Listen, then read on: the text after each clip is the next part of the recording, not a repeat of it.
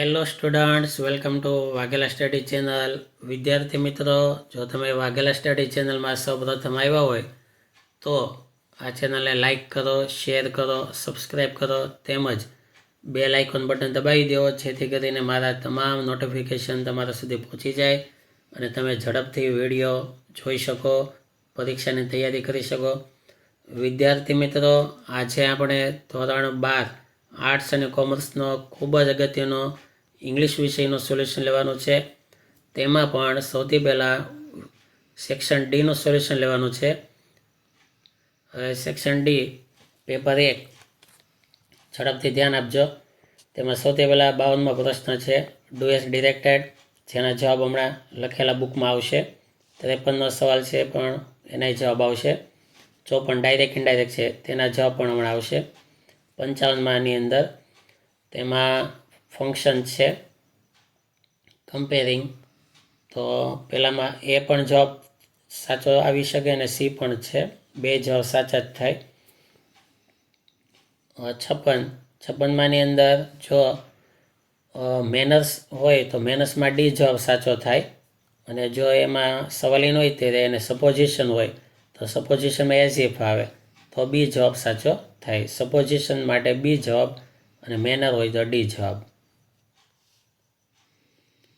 57મું તેમાં એ જવાબ આવશે. 58માં એ આવશે જવાબ. 59માં સી આવશે. 60મું કમ્બાઇન ધ ફોલોઈંગ સેન્ટેન્સ, વાક્ય બે જોડવાના છે, એ હમણાં જવાબ આવશે. 60મો જવાબ. અને 61માં ધેટ આવશે. 62માં અપ. 63માં બીટ્સ. 64માં ધેટ. હવે આ જવાબો 52માંનો પેસિવ વોઇસનો આ જવાબ છે. જો વ્યવસ્થિત સમજી લેજો, કેમ કે સમજાવવાનો અત્યારે ઝાઝો સમય નથી. સવાલ સામો રાખજો. આ 52મા પેરેગ્રાફનું પેસિવ વોઇસ કરેલું છે. 53મો પેરેગ્રાફ તેને ભવિષ્યમાં ફેરવેલો છે. તો આ રીતે ભવિષ્યકાળમાં બધામાં શેલ વિલ લગાડીને ભવિષ્ય કરવાનું છે. 54મો ઇનડાયરેક્ટ સ્પીચ છે, ડાયરેક્ટનું ઇનડાયરેક્ટ કરવાનું છે. સવાલ સામો રાખો એટલે ઇનડાયરેક્ટ સમજાઈ જશે. કેમકે 6 પેપરો આ એક જ વિડીયોમાં લીધા છે એટલે હું ઝાઝું સમજાવતો નથી. પછી વાક્ય જોડવાના છે, તો એ વાક્ય જોડીને બતાવેલું છે. આન્સર 60મો. તો આ રીતે પેપર 1નો આખો ડી વિભાગ કમ્પ્લીટ થયો. હવે પેપર બીજાનો ડી વિભાગ. જો 52 એના જવાબ હમણાં આવશે. 53નો જવાબ આવશે. 54મો ડાયરેક્ટ ઇનડાયરેક્ટ છે, તેનો જવાબ આવશે. 55મો ફંક્શન શોવિંગ પર્પોઝ માટે A with a view to serving. 56મો તેમાં છે action in habitual action in the past, ભૂતકાળની ટેવ, તો યુઝડ ટુ આવશે, એ ઓપ્શન. 57માં એ ઓપ્શન આવશે, મેકિંગ સપોઝિશન. 58માં સી ઓપ્શન આવશે, રિઝલ્ટ. 59 તેમાં D, if she had invited me. ત્યારબાદ 60મું કમ્બાઇન ધ ફોલોઈંગ સેન્ટેન્સ, તેનો જવાબ હમણાં આવશે બુકમાં. અને કમ્પ્લીટ ધ સેન્ટેન્સ. 61માં ઇન. 62માં ટુ. 63માં એન્ડ. 64માં એકોર્ડિંગ ટુ. હવે એના જવાબો તો જો ડુ એર ડિરેક્ટેડ, તો પેલું પેસિવ વોઇસ છે. Some melody songs have been collected by Kalpana. પછી 53મું. પછી 54માં ઇનડાયરેક્ટ. આ બધા જવાબો આપેલા છે. ખાસ અસાઇનમેન્ટ સામે રાખી અને જવાબને સમજી લેજો. કાંઈ ડાઉટ હોય તો કહેજો, કે એક જ વિડીયોમાં 6 પેપરના ડી વિભાગ મૂકેલા છે એટલે. 60માં વાક્ય જોડેલું છે.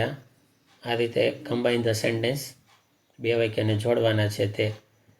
તો અહીંયા પેપર 2 પૂરું થાય.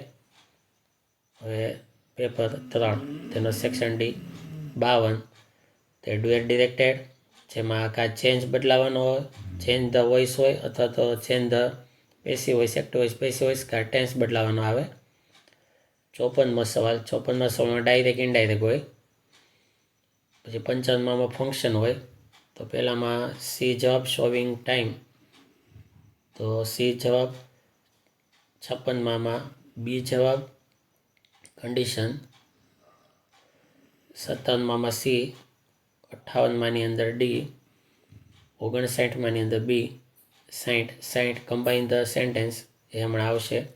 વાક્ય જોડવાનું. કમ્પ્લીટ ધ પેસેજ, તેમાં પહેલામાં 61માં ડિસિસિવ. 62 ફોરગેટ. 63 સિંગલ. 64 તેમાં કેરિયર. હવે 52મો જે સવાલ હતો એ પેસિવ વોઇસ છે. તો પેસિવ વોઇસ કરેલું. પેસિવ વોઇસની મેઇન રચના શું હોય? કર્મ પહેલાં લેવાનું હોય, ત્યારબાદ ટુ બી હોવું જોઈએ, પછી V3 હોવું જોઈએ, પછી બાય હોવું જોઈએ, અને કર્તાનું કર્મણી. આવી વાક્ય રચના હોય. આગળ જતા ગ્રામર તમને શીખવામાં આવશે. 53માં પેસિવ વોઇસ છે એ પણ. 54માં ડાયરેક્ટનું ઇનડાયરેક્ટ છે, તો આ રીતે ઇનડાયરેક્ટ કરેલું છે.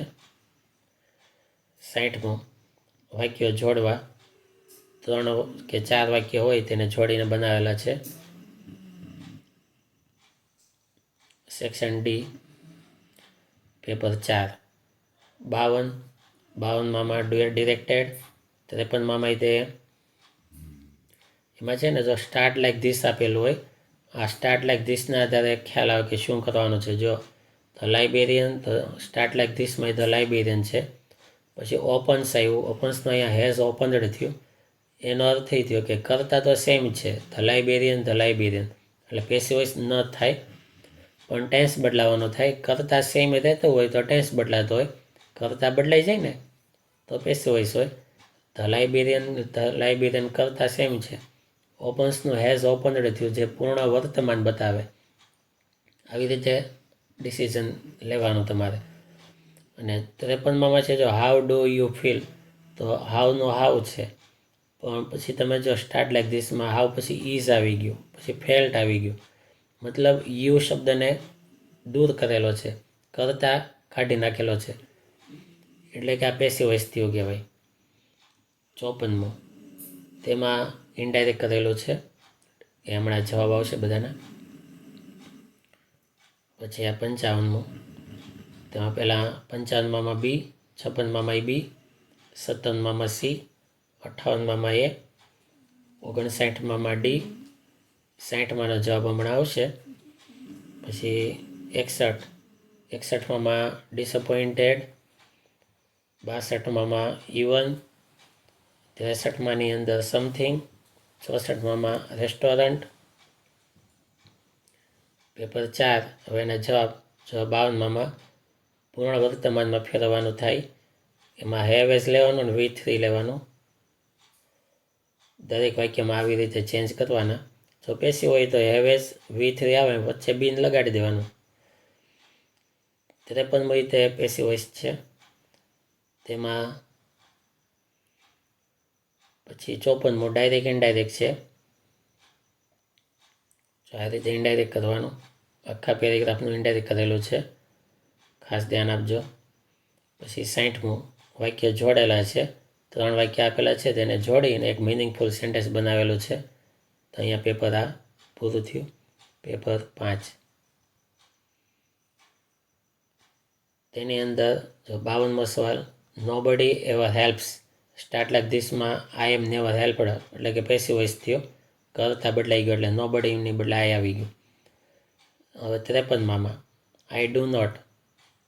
સ્ટાર્ટ લાઈક ધીસમાં આઈ હેવ નોટ આસ્ક્ડ હતા. કરતા સેમ છે, આઈ તો આઈ, તો એમાં ટેન્સ બદલાતો હોય, એમાં પૂર્ણ વર્તમાન કરેલો છે. 54માં ડાયરેક્ટ ઇનડાયરેક્ટ કરેલો છે.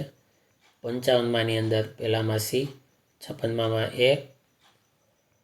57માની અંદર બી. 58માં બી. 59માં સી. પછી 60મો હમણાં આવશે, કમ્બાઇન ધ સેન્ટેન્સ. 61માં ડોમિનેટેડ. 62માં બિટવીન. 63માની અંદર હું. 64માં આર. હવે 52મું જે છે જવાબ એ પેસિવ વોઇસ છે. I am never helped into carriages or over mud puddles or you given any best place. ત્યારબાદ 53માં પૂર્ણ વર્તમાન કરેલો છે. હું વિગત ન સમજાવતો, વિડીયો બહુ મોટો થઈ જશે એટલે. પૂર્ણ વર્તમાન હેવેઝ લેવાનું, V3 લેવાનું. 54મું ઇનડાયરેક્ટ સ્પીચ કરવાની છે. તો ડાયરેક્ટનું ઇનડાયરેક્ટ કરેલો છે આખા પેરેગ્રાફનો. અને 60મો પ્રશ્ન એ જોડેલા છે 2 સેન્ટેન્સને. 4 વાક્ય આપેલા જોડવાના છે. છઠ્ઠું પેપર એમાં 52મું, તેમાં જો કરતા હી છે, સ્ટાર્ટ લાઈક ધીસમાં કરતા હી છે તેનું ધ્યેય થઈ જાય છે, એટલે કે બહુવચન થાય છે. તો હીનું ધ્યેય કરેલું છે અને ઇઝનું આર, એનો અર્થ છે કે આખા પેરેગ્રાફને આપણે બહુવચન કરવાનો છે, પ્લુરલ્સ કરી દેવાનો છે, બહુવચનમાં ફેરવી દેવાનો છે. અને 53માં અ નેશનલ પાર્ક લખ્યું અને સ્ટાર્ટ લાઈક ધીસમાં તે અ નેશનલ પાર્ક આવે જ છે. પછી હેઝ આવ્યું છે સવાલમાં અને સ્ટાર્ટ લાઈક ધીસમાં હેડ આવ્યું, એટલે કે વર્તમાનનું ભૂતકાળ કર્યું કહેવાય. તો આમાં ટેન્સ બદલાવાનો થયો અને 52માં બહુવચન કરવાનું છે, ત્યાં ટેન્સ નથી બદલાવાનો. તે જવાબ હમણાં આવશે. 54મું તેમાં ઇનડાયરેક્ટ સ્પીચ કરવાનું છે. 55માં તેમાં પહેલામાં ડી આવશે, 56માની અંદર બી આવશે. 57માં ડી આવશે, કેમકે સપોઝિશન આવે એટલે નિશાની છે એઝ ઇફ. પછી 58માં બી આવશે, આઈ વુડ હેવ રીચડ. 59માની અંદર પણ બી આવશે, વુડ રેધર ટેક અ દેશી મીલ. 60મું કમ્બાઇન ધ સેન્ટેન્સ, વાક્ય જોડવાના, એ હમણાં આવશે જવાબ. અને કમ્પ્લીટ ધ સેમ પેરેગ્રાફ, પહેલામાં અ કુક આવશે.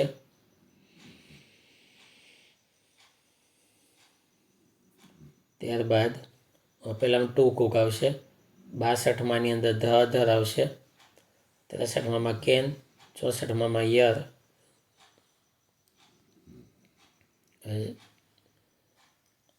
52મો જવાબ બહુવચન કરવાનું.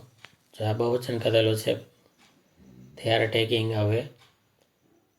પછી 53માં ભૂતકાળ કરવાનું, તો તેમાં બધામાં હેવનું હેડ કરી દેવાનું, કેનનું કુડ કરી દેવાનું. 54માં ઇનડાયરેક્ટ સ્પીચ કરીને આપેલી છે, તો ડાયરેક્ટનું ઇનડાયરેક્ટ આ રીતે કરવાનું. તેમાં આપણે આઈ લઈને લીધેલું છે, આઈને બદલે તમે હિસ પાપા લઈને પણ કરી શકો. જેમ કે હિસ પાપા આસ્કડ વેદાંત, એટલે કે વેદાંતના પપ્પા બોલે છે એમ કરીને પણ થાય ઇનડાયરેક્ટ. અને 60માં કમ્બાઇન ધ સેન્ટેન્સ, વાક્ય જોડેલું છે. તો આ રીતે સેક્શન ડી ધોરણ 12ના ઇંગ્લિશનો એક કમ્પ્લીટ પૂરો થાય. આ રીતે તૈયારી કરવી. હવે આવનારો બીજો વિડીયો સેક્શન ઈ માટેનો હશે. તો થેન્ક યુ વેરી મચ.